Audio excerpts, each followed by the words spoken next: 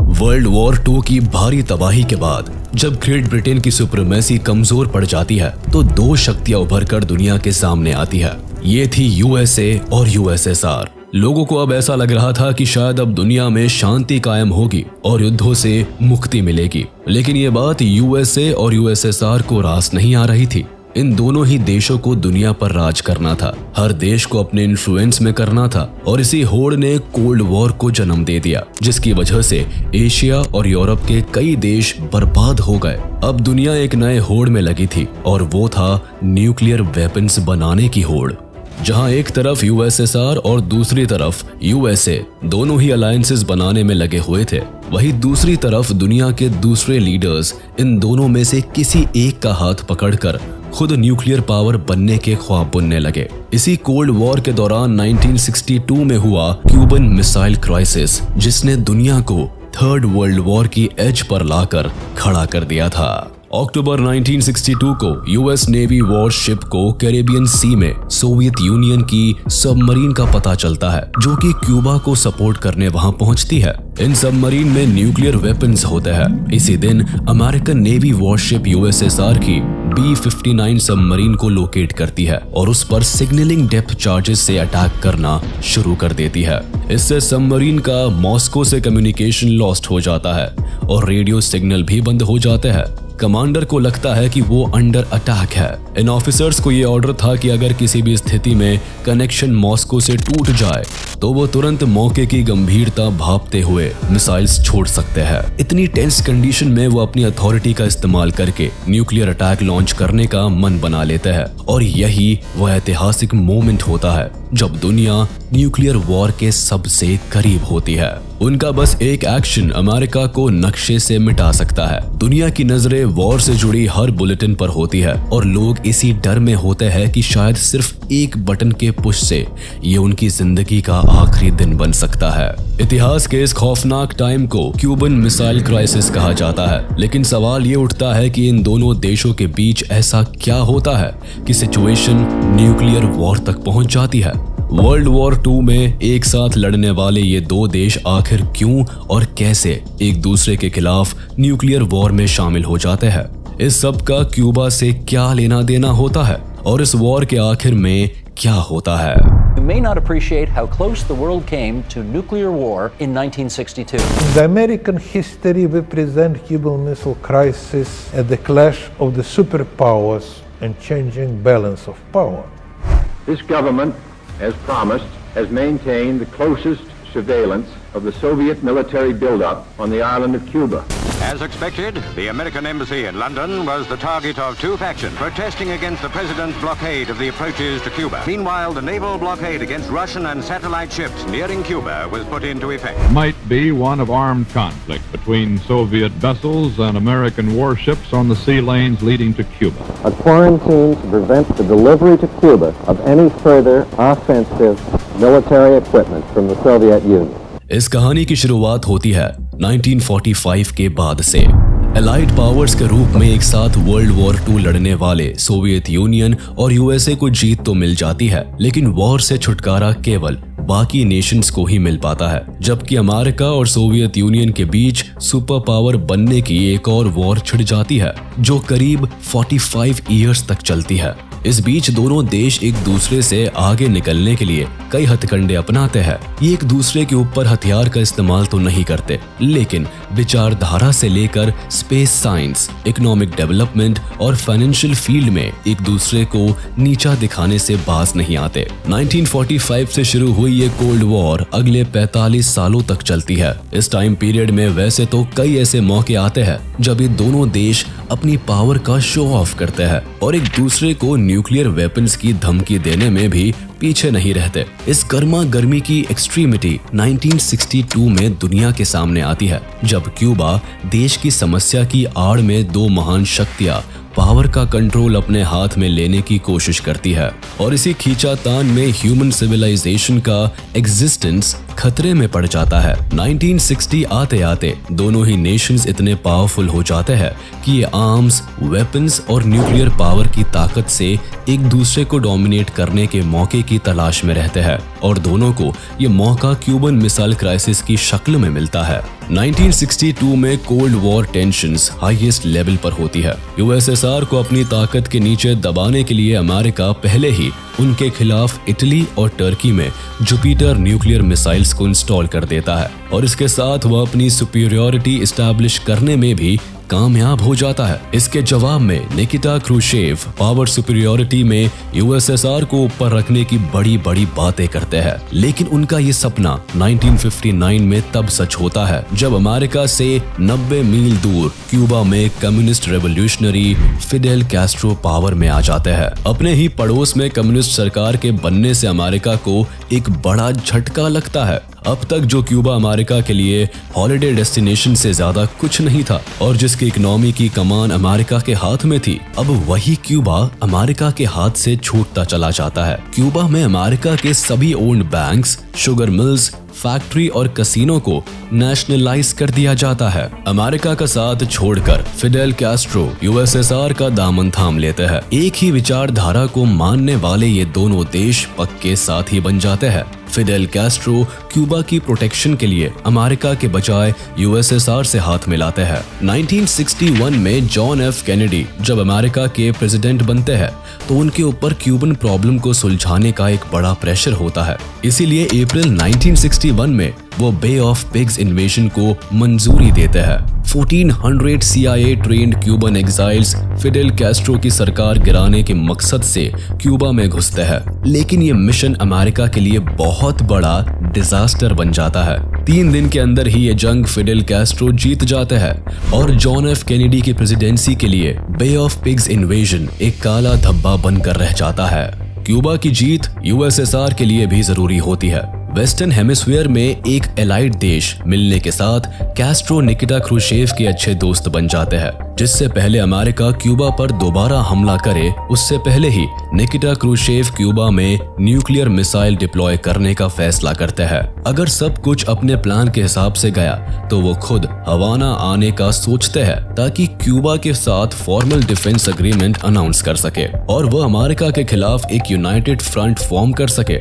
1962 में मिसाइल की डिप्लॉयमेंट को कंप्लीट सीक्रेट रखते हुए यूएस इंटेलिजेंस की नाक के नीचे से इस ग्रेट मिसाइल गैम्बल को खेलने में सोवियत यूनियन सक्सेसफुल रहता है। उसकी नजर में वो अमेरिका को ईंट का जवाब पत्थर से देता है। अब अमेरिका समझ सकता था कि पड़ोसी देश से ही न्यूक्लियर मिसाइल्स खुद के देश की तरफ पॉइंटेड होने पर कैसा लगता है। क्यूबा यूएसए के साउथ ईस्ट हिस्से में मौजूद एक छोटा सा आइलैंड है। स्ट्रेटेजिकली अमेरिका के लिए इंपॉर्टेंट होने के नाते 1898 में अमेरिका के समर्थन से इसे स्पेन से इंडिपेंडेंस मिलती है, लेकिन इस आजादी का जश्न उनके हिस्से नहीं आ पाता। 1898 से 1902 तक क्यूबा पर यूएस मिलिट्री रूल चलता है। तब कहीं जाकर 1902 में क्यूबा ऑफिशियली आजाद हो जाता है। इस देश को रिपब्लिक ऑफ क्यूबा के तौर पर रिकॉग्निशन मिलती है, लेकिन यूएसए का क्यूबा से मोह खत्म नहीं होता। आजादी के बाद भी ये देश अमेरिका के लिए एक सैटेलाइट स्टेट बनकर रह जाता है। खुद क्यूबन कॉन्स्टिट्यूशन अमेरिका को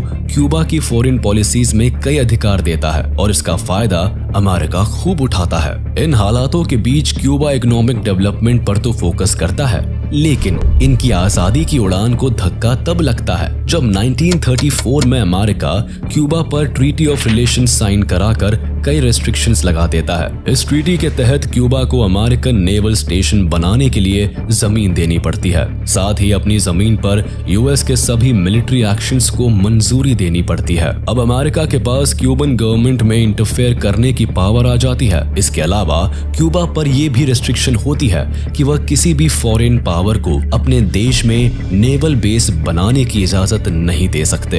एक बड़े संघर्ष के बाद भी क्यूबा केवल अमेरिका के हाथ की कठपुतली बनकर रह जाता है। हालात बद से बदतर तब हो जाते हैं जब सत्ता की कमान फुलजेंसियो बतीस्ता के हाथ में आ जाती है और ये एक तानाशाह बनकर अपने ही देश को गुलामी की राह पर ले जाते हैं। इनके रिजीम में क्यूबा पर अमेरिकन इन्फ्लुएंस इस कदर बढ़ जाता है कि वहां के 40% sugar lands private American companies के पास चले जाते हैं। कुछ यही हाल 90% प्रॉफिटेबल माइंस और 80% यूटिलिटीज का भी होता है। अपने पर्सनल गेन के लिए अमेरिका अमेरिका क्यूबा को न केवल इकोनॉमिकली बल्कि एग्रीकल्चरली, फाइनेंशियली और रिसोर्स लेवल पर भी खोखला कर देता है। देश के लगभग सभी कैटल रांचेस पर अमेरिका का कंट्रोल होता है। ऑयल इंडस्ट्री तक अमेरिका के हाथ की जागीर बन जाती है। क्यूबा के पास आजादी तो होती है, लेकिन गुलामी से आजादी पाना इनका सपना बनकर रह जाता है। क्यूबन लोग अपने ही देश में गरीबी, भूखमरी और कई तरह की बीमारियों से जूझने पर मजबूर हो जाते हैं। रोजगार ना होने से लोग ड्रग्स,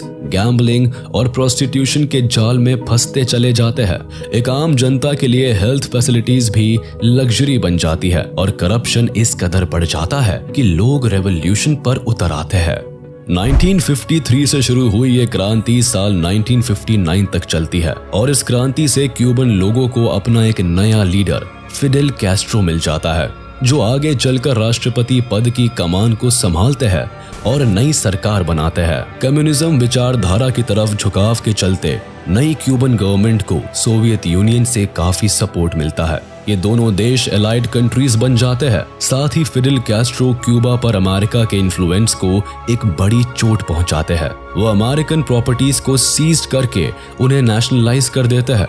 इससे ऑलमोस्ट अमेरिकन बिजनेस कंपनीज अब सरकार के कंट्रोल में आ जाती है। शुगर मिल से लेकर oil industries, mines, railway transport और फैक्ट्रीज भी क्यूबन गवर्नमेंट के हाथ आ जाती है। गुस्से से आग बबूला अमेरिका पहले ही क्यूबा से नाखुश होता है। ऊपर से सोवियत यूनियन से उनका बढ़ता याराना अमेरिका के लिए सरदर्द बन जाता है।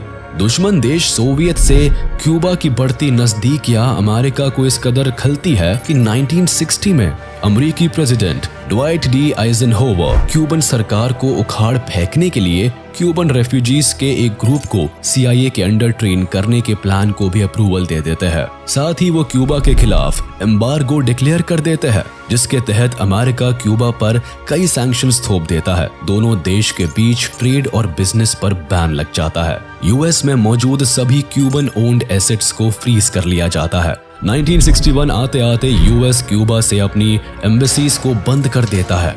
क्यूबन गवर्नमेंट से डिप्लोमेटिक रिलेशंस कट ऑफ कर लेता है और क्यूबन गवर्नमेंट को रिकॉग्नाइज करना भी बंद कर देता है। सभी पैतरे अपनाने के बाद भी जब बात नहीं बनती तो अमेरिका क्यूबा पर अटैक करने से भी बाज नहीं आता।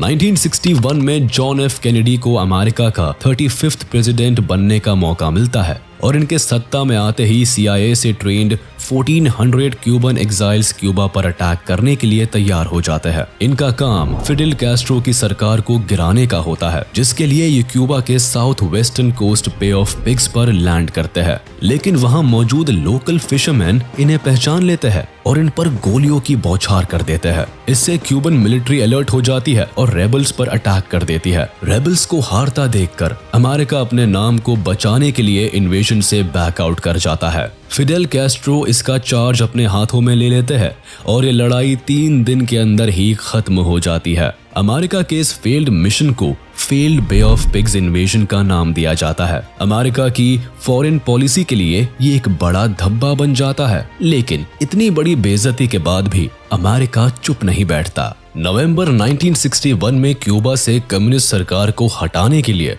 अमेरिका एक और प्लान बनाता है, जिसे नाम दिया जाता है ऑपरेशन मॉन्गूज। इस ऑपरेशन के तहत क्यूबा में कई एक्सटेंसिव कैंपेन चलाए जाते हैं। एक पायरेट रेडियो स्टेशन को सेट करके एंटी कैस्ट्रो प्रोपेगेंडा फैलाया जाता है। सिविलियंस पर टेररिस्ट अटैक करने की कोशिश की जाती है और अंडरकवर मिलिट्री ऑपरेशन चलाए जाते हैं। CIA खुद कई बार फिडेल कैस्ट्रो को असैसिनेट करने की कोशिश करती है। ये पहले ऐसे लीडर होते हैं जिन्हें पूरे लाइफ टाइम में 634 असैसिन अटैक से गुजरना पड़ता है। कभी उनकी फेवरेट सिगार में जहर मिलाया जाता है तो कभी उनकी ड्रिंक में डेडली पिल्स मिलाई जाती है। इन सब के बावजूद अमेरिका की सभी साजिशें धरी की धरी रह जाती है। इसके बाद क्यूबा और सोवियत यूनियन की नजदीकियां और बढ़ जाती है। इसका नतीजा ये होता है कि 1962 में सोवियत यूनियन अपने एलाइड कंट्री की सुरक्षा के लिए क्यूबा में न्यूक्लियर मिसाइल्स तैनात कर देता है। लेकिन ये खबर अमेरिका को जरा भी रास नहीं आती। इन्हें क्यूबा और सोवियत यूनियन की साठगांठ पर शक तो पहले से ही होता है, लेकिन इनका शक यकीन में तब बदल जाता है जब अपनी रूटीन सर्विलियंस के दौरान अमेरिका का U-2 spy plane Cuba island पर सोवियत यूनियन की न्यूक्लियर मिसाइल्स को कैप्चर करता है। जिससे पहले ये खबर दुनिया के सामने आए, उससे पहले ही अमेरिकन प्रेसिडेंट एक सीक्रेट कमिटी एक्सकॉम को फॉर्म करते हैं और यहीं से क्यूबन मिसाइल क्राइसिस की शुरुआत हो जाती है। क्यूबा में मिसाइल इंस्टॉलेशन होने के बाद अमेरिका को थ्रेट फील होने लगता है। उन्हें लगता है कि अगर वॉर की तैयारी नहीं की गई तो यूएसएसआर सब कुछ खत्म कर देगा। तब यूएसएसआर को जवाब देने के लिए ये अमेरिकन कमिटी कई प्लान्स डिस्कस करती है। हालांकि यूएस के सेक्रेटरी डिफेंस ये आइडिया भी प्रपोज करते हैं कि अमेरिका के पास सोवियत यूनियन से ज्यादा न्यूक्लियर वॉरहेड्स है, इसीलिए हमें कोई एक्शन लेने की जरूरत नहीं है। लेकिन political balance of power and अपनी सुपर पावर को स्टैब्लिश करने के लिए committee member best possible response suggest करते हैं। कुछ मेंबर सजेस्ट करते हैं कि फिडेल कैस्ट्रो पर डिप्लोमेटिक प्रेशर बनाकर उन्हें क्यूबा से मिसाइल हटाने के लिए प्रेशराइज किया जाना चाहिए, जबकि कुछ कमिटी मेंबर्स ये सजेशंस भी देते हैं कि हमें क्यूबा पर फुल इन्वेजन कर देना चाहिए। इसके अलावा कई मेंबर्स सजेस्ट करते हैं कि एयर स्ट्राइक से सभी न्यूक्लियर मिसाइल्स को तबाह कर देना चाहिए।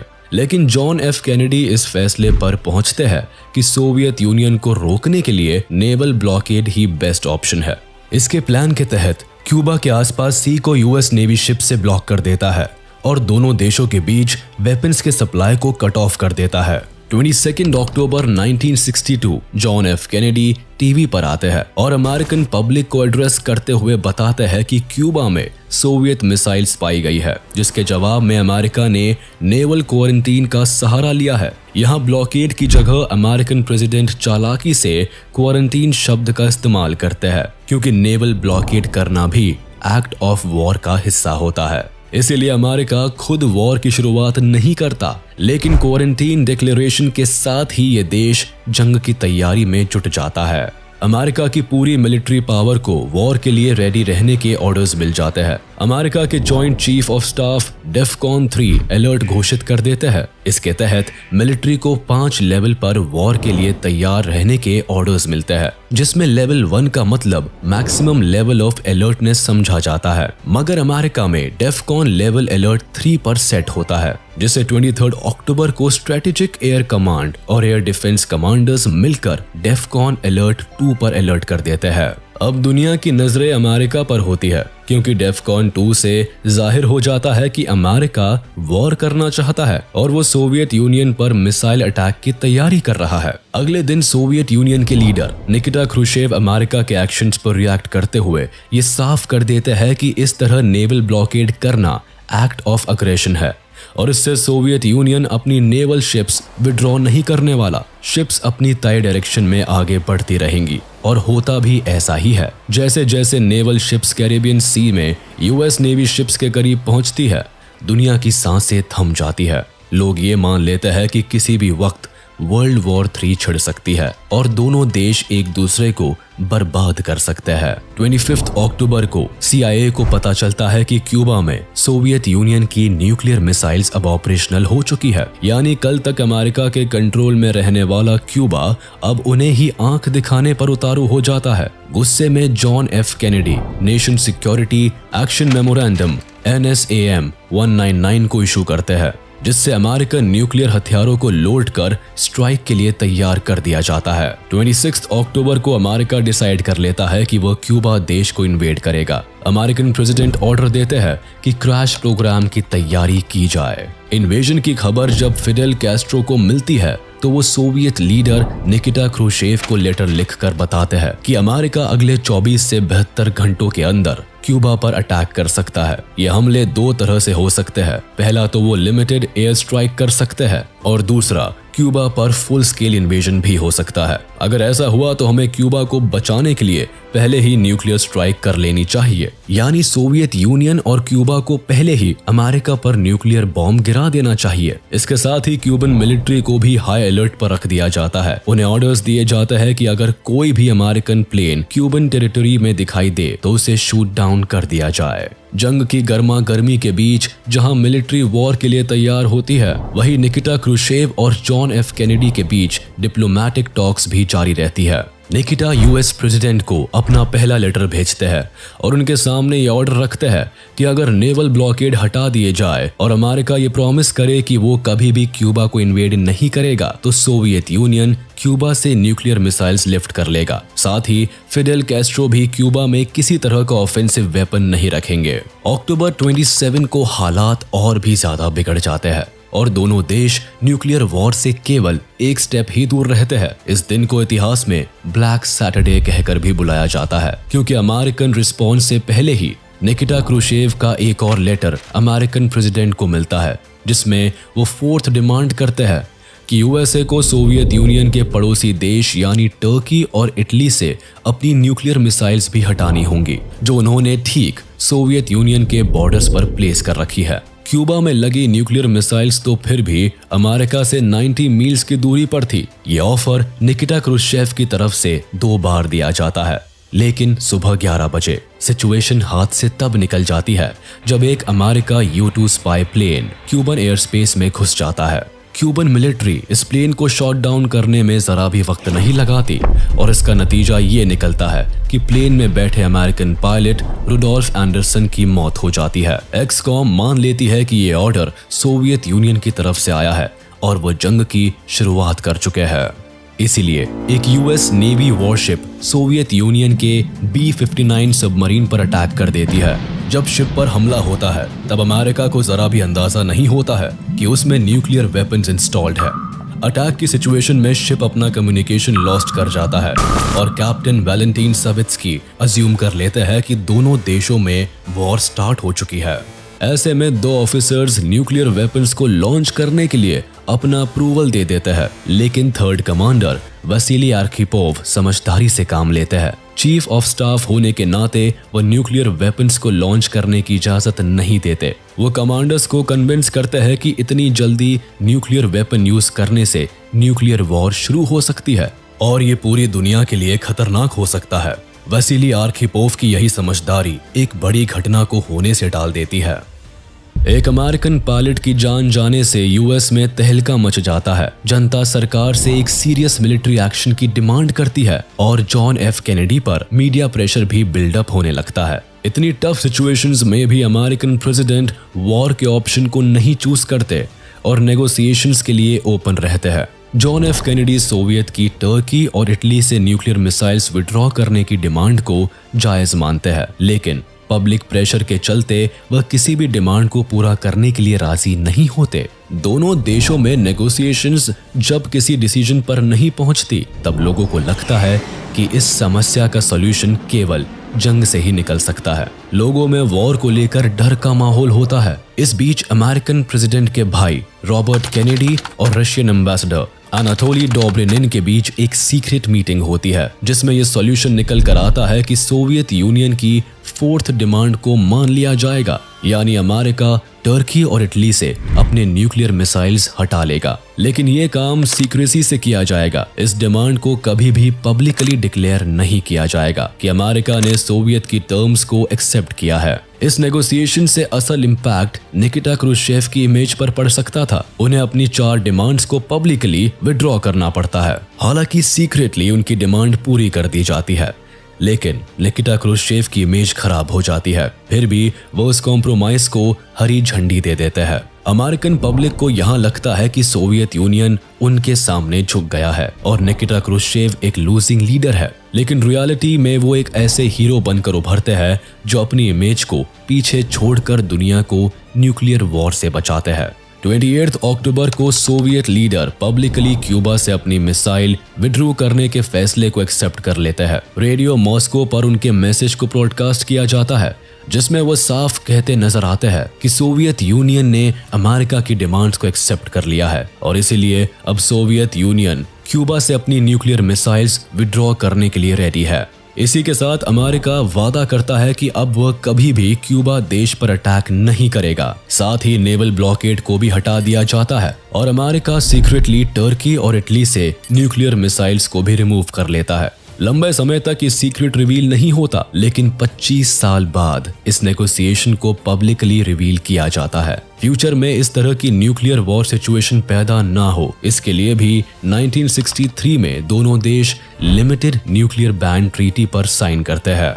दोनों देशों के बीच वॉर तो खत्म हो जाती है, लेकिन दोनों को गवर्नमेंट का ये फैसला बेहद ही बकवास लगता है। दुनिया को न्यूक्लियर वॉर से बचाने के बदले सोवियत लीडर को पब्लिक का एक्सट्रीम क्रिटिसिज्म झेलना पड़ता है। लोग उन्हें एज अ फेल्ड लीडर देखते हैं। ये मान लिया जाता है कि उनकी वजह से सोवियत यूनियन ने अमेरिका के सामने घुटने टेक दिए। इसका नतीजा ये होता है कि 2 साल बाद निकिटा क्रुश्चेव की सरकार को गिरा दिया जाता है। जॉन एफ कैनेडी का अंत भी काफी बुरा होता है, क्योंकि पब्लिक अमेरिकन प्रेसिडेंट के फैसले से इतनी खफा हो जाती है कि 1 साल बाद ही उनका असैसिनेशन कर दिया जाता है। पीस की चाहत रखने वाले क्यूबा क्राइसिस के दोनों हीरो को एंड में लोगों की नफरत का शिकार होना पड़ता है। लेकिन ये झुटलाया नहीं जा सकता कि इन दोनों लीडर्स की समझदारी के चलते ही दुनिया एक बड़े क्राइसिस से बच जाती है। इसी के साथ हम आपसे विदा लेते हैं। उम्मीद है आपको ये वीडियो जरूर पसंद आया होगा।